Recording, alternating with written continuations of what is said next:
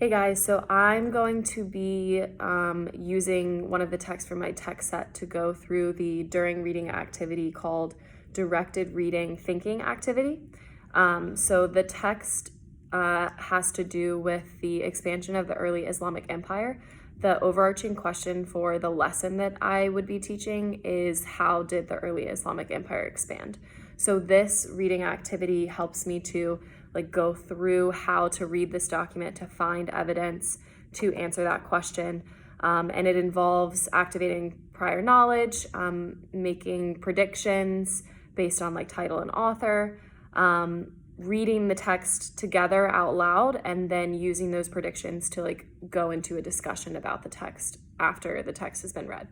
So I'm gonna go ahead and get started going through that. That was just a little background knowledge. So for the last few classes, we have been discussing the Islamic Empire. We've talked about how the religion began with Muhammad and how it has expanded over several centuries into the largest land-based empire in existence yet. So now what we're going to be doing is taking a look at several documents, the first of which we're going to read together. And these documents are going to give us some evidence to answer the question that we've been researching for the last two classes about how the early Islamic Empire expanded. So you guys did do a textbook reading, but these documents are meant to support that reading. So first, let's take a look at what the document title and author are. So the title of this first document is called The Battle of Yarmouk. So based on that, we can make predictions about what this document might be about. Some of you might, some students might suggest that this is definitely going to be about the Battle of Yarmouk. So we can then make predictions what maybe happened during this battle. Was it very violent? Did it go on for a long time? Who was involved? So we can make predictions like that.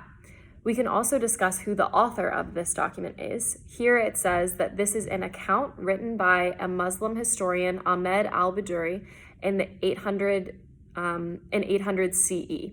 And so this account describes that battle. The battle took place in 636 CE, as the description of the document says. So we know that Ahmad al-Biduri, our author, was not actually present at the battle. This is an account from a historian who is looking back on the past. So we might be able to make some inferences, predictions that maybe not everything in this document is 100% accurate. There might be some misconceptions. So we have to keep that in mind when we're doing this reading. So let's make some predictions together based on the author and the title, specifically the title probably. What do you think that this document is going to tell us about how the early Islamic Empire expanded? Student. So this probably is going to tell us about a battle that took place between somebody that Muslim military was trying to conquer in the 600 CEs, and it probably will tell us about violence and armies that were involved. So that would be an example of a good prediction. So moving on from our prediction, we then take a look at reading a section of the text. So reading this section here. The Muslims gathered together and the Greek army marched against them. The Greeks and their followers in this battle tied themselves to each other by chains so that none of them would run away. The battle fought at Al-Yarmouk was one of the fiercest and bloodiest of its kind. So after reading this section from the document, does this confirm your predictions? Do you need to revise any of your predictions? What can we add? And what evidence does this provide? So some students' answers might include, yes, this confirms our prediction that it's going to talk about a battle that is violent, and it does indeed tell us who was involved in the battle. So one way they might revise their predictions is to be more specific about who was included. So now they can add to their predictions, this was a battle fought between the Greek army and Muslims. So they can also include the extent to the violence. It was the fiercest and bloodiest of its kind.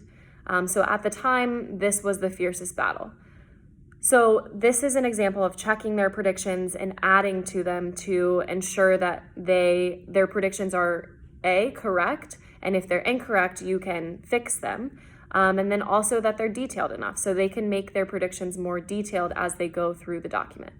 So you would continue reading through this document to its entirety, and you would designate different points that you would stop to fix predictions, to add more evidence to your predictions, and afterwards, when you finish the whole document, you use that as a discussion tool. So you can discuss, for this document, you would discuss, this answers the question, how did the early Islamic Empire, by informing us that it expanded through violent conquest. There were a lot of deaths between the Greek and the Muslim armies, and that is just kind of a way for, while you're reading with students, first you can model doing this. Eventually you'll want them to be able to do this on their own, to make predictions about a document based on the title and the author, and then to revise their predictions as they're reading and find stopping points with key evidence. Cool, so that was direct reading and thinking activity for during reading comprehension.